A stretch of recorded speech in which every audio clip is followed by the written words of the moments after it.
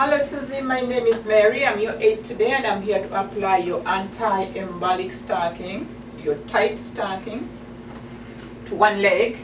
I'll go ahead and provide privacy, provide hand hygiene, and I'll get the supplies that I need. I need one anti-embolic stocking.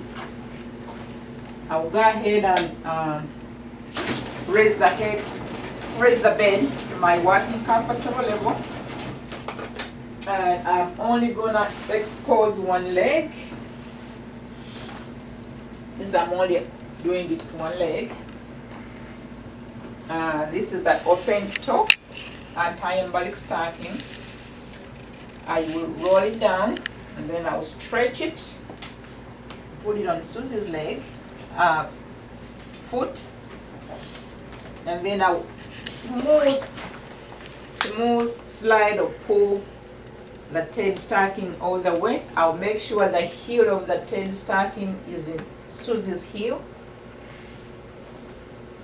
and then I'll slide or pull the rest of the anti-embolic stocking all the way up to her knee.